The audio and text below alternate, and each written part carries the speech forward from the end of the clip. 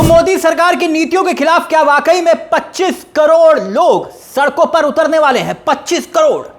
जी, भारत बंद का आह्वान।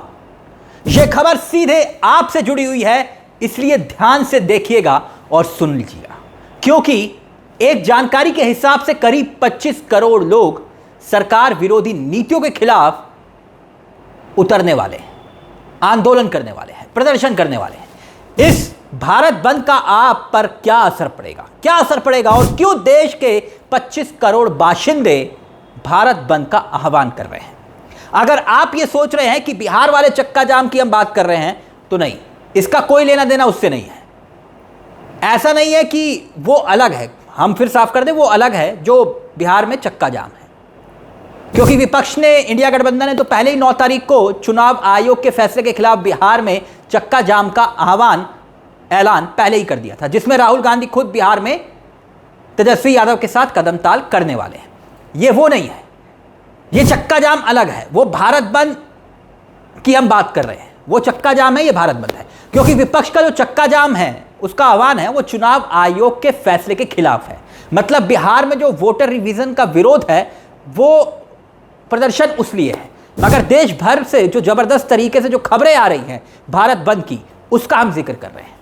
क्योंकि देश के अलग अलग ट्रेड यूनियंस इस भारत बंद का ना सिर्फ समर्थन कर रही हैं, ऐलान कर रही हैं, बल्कि इसका असर क्या ट्रेन पर, सड़क पर, यातायात पर पड़ सकता है, यह सवाल क्यों खड़ा हो रहा है, इसको लेकर भी संशय बना हुआ है। वो भी हम आपको बताने वाले हैं। कौन कौन से भारत बंद में लोग शामिल हो रहे हैं, ट्रेड यूनियंस शामिल हो रही हैं, उसका भी जिक्र कर लेते हैं। बैंकिंग है, वित्तीय सेवा, डाक विभाग, कोयला खनन, कारखाने, कर्मचारियों के काम प्रभावित होने की पूरी उम्मीद है। राज्य परिवहन में सेवाएं बाधित होने की भी संभावना है, परेशानी हो सकती है। एनएमडीसी और स्टील, इसके साथ साथ खनिज क्षेत्र के कई सरकारी कंपनियों के कर्मचारियों ने पहले ही बंद का आह्वान किया था, बंद पर जाने का आह्वान किया था। और हां, एक राहत की बात है कि भाई रेलवे इस बंद में शामिल नहीं है। लेकिन और एक ये बड़ा लेकिन है कि कुछ जगह बंद के आसार देखने को मिल सकते हैं। कैसे? अक्सर आपने देखा है, जब बंद होता है, जब ट्रेड यूनियंस बंद करती हैं, तो वो ट्रैक को बाधित कर देती हैं। आपने देखा होगा, तमाम ट्रैक बाधित हो जाते हैं, और फिर जब ट्रैक बाधित होते हैं तो ट्रेनें या तो लेट चलती हैं या फिर उसका रूट डाइवर्जन करना पड़ता है। और ये भी साफ कर दें कि जो बैंक्स हैं वो भी बंद में शामिल नहीं है। यानी अगर आपका कोई बैंक का काम है तो बैंकिंग सेवाएं चालू रहेंगी, अपना काम आप करवा सकते हैं। मगर हां, यह भी हो सकता है कि इस बंद का असर वहां पर भी देखने को मिले। कुछ वित्तीय सेवाएं बंद के आसार वहां पर भी दिखाई दे सकते हैं। लेकिन कुछ मीडिया रिपोर्ट्स दावा कर रही है, उसके हवाले से जो खबरें आ रही हैं, और खबरें ऐसी आ रही है कि बैंकिंग और वित्तीय सेवाएं प्रभावित हो सकती हैं, इसमें कोई दो राय नहीं। अब आपके मन में एक सवाल होगा दोस्तों, वो सवाल ये कि आखिरकार ये भारत बंद बुलाया क्यों जा रहा है, इसके पीछे मकसद क्या है? ऐसा क्या हुआ इस सरकार से, मोदी सरकार से, कि 25 करोड़ लोग नाराज हो गए, वो भी अलग अलग यूनियंस के? अब मामला क्या है वो भी समझिए। हुआ ये कि प्रदर्शनकारी यूनियंस जो हैं, उनका ये तर्क है, उनका ये कहना है, उन्होंने पहले श्रम मंत्री मनसुख मांडविया को 17 सूत्रीय मांग पत्र दिया, मनसुख साहब को, लेकिन इससे कोई भी सार्थक कार्रवाई सरकार ने अब तक इसको लेकर नहीं की, जो मांग वो कर रहे हैं, यूनियंस कर रही हैं। मांग ये कि भाई 10 साल से वार्षिक श्रम सम्मेलन का आयोजन सरकार ने नहीं किया, ऊपर से ये कि नए लेबर कोड के जरिए ट्रेड यूनियंस को कमजोर करने की कोशिश मोदी सरकार कर रही है। कैसे? काम के घंटे तो बढ़ा दिए गए और श्रमिकों के अधिकार का सीधे तौर पर इसमें हनन किया जा रहा है। मोदी सरकार की एक नीति है, आपने देखा होगा, निजीकरण की, और संविदा कर्मचारियों और नौकरियों को बढ़ावा दिया जा रहा है कि भाई संविदा पर आप है। भर्तियों और बेहतर वेतन की मांगों को लेकर जो भी बात की जा रही है, उसको नज़रअंदाज किया दिया जाता है। दरअसल दोस्तों, आपने देखा होगा, पूरे देश में, तमाम राज्यों में इस वक्त एक समस्या है, और वो समस्या है या समाधान है, इसको लेकर भी सवाल है। सरकारें कोई भी हो, कांग्रेस की हो, बीजेपी की हो, एक नया पैटर्न शुरू हुआ है हाल के दिनों में कि भाई संविदा कर्मचारी, कॉन्ट्रैक्ट बेस भर्ती, ट्रेड यूनियंस कह रही हैं कि ये गलत है। वैसे भी आप ये जानते हैं कि भाई नौकरी का टोटा चल रहा है इस वक्त, पूरे देश में चल रहा है, बड़ा टोटा है। अब कॉन्ट्रैक्ट में अगर आप भर्ती देते हैं तो सरकारी दफ्तर में तो भला कौन मना करेगा कि हाँ ठीक है हमें कॉन्ट्रैक्ट पर ही दे दीजिए, जब नौकरी नहीं है तो फिर वहीं सरकार सोचती है हमने पैसा बढ़ा लिया, बचा लिया।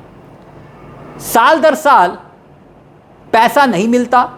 अब देखिए होता क्या है, कई राज्यों में आपने देखा होगा कि कॉन्ट्रैक्ट में जो भर्तियां होती हैं उसमें क्या होता है कि कई कर्मचारी 2-2, 3-3 महीने की सैलरी के लिए राज्य सरकार के सामने प्रदर्शन कर रहे होते हैं, घर चलाने के लाले पड़ जाते हैं, सैलरी नहीं मिलती है। मगर होता क्या है, लोगों को पकड़ पकड़ कर नौकरी देने का दावा करने वाली यही मोदी सरकार के दावे को, यह दावा धराशायी कर देता है। यह बुनियादी सवाल है और इसी को लेकर अलग अलग मुद्दों को लेकर भारत बंद का आह्वान किया गया है, भारत बंद बुलाया गया है, जिसका व्यापक असर देखने की उम्मीद है। अब इसमें ट्रेड यूनियंस कौन कौन सी हैं उसे भी जल्दी से देख लेते हैं कि भारत बंद में वो ट्रेड यूनियंस कौन कौन सी हैं, वो सुनिए। Indian national trade union Congress, all India trade union Congress, Hind मजदूर सभा, centre of Indian trade union, United trade union centre और ट्रेड यूनियन कोऑर्डिनेशन सेंटर, वो भी इसमें शामिल है। इसके साथ साथ self employed women association, all India central council of trade union और यूनाइटेड ट्रेड यूनियन कांग्रेस, इन सब ने आधिकारिक तौर पर कहा है कि हम इस बंद में शामिल हैं। दरअसल इस तरह के भारत बंद बुलाकर ये जो श्रमिक होते हैं दोस्तों, जो ट्रेड यूनियंस होती हैं, वो अपनी ताकत का एहसास कराते हैं।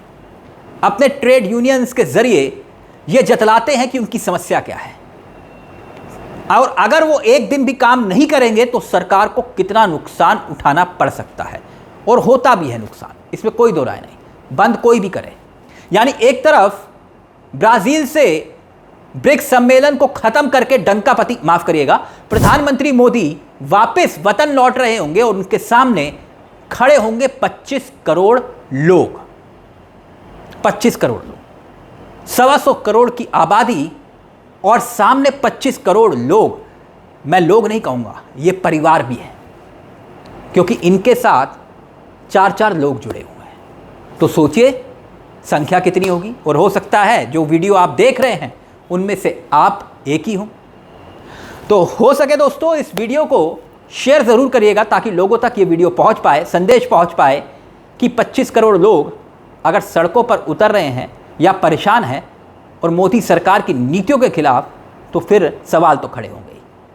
इस मुद्दे पर आपकी क्या राय है हमें कमेंट बॉक्स में ज़रूर बताइएगा। मुझे तिलक चावला को दीजिए इजाज़त। चलते चलते एक दरख्वास्त, अगर हो सके तो इस चैनल को सब्सक्राइब करना मत भूलिएगा, क्योंकि ये मंच आप ही का मंच है जहां हम सिर्फ खबर नहीं दिखाते बल्कि खबर के पीछे की खबर बताते हैं।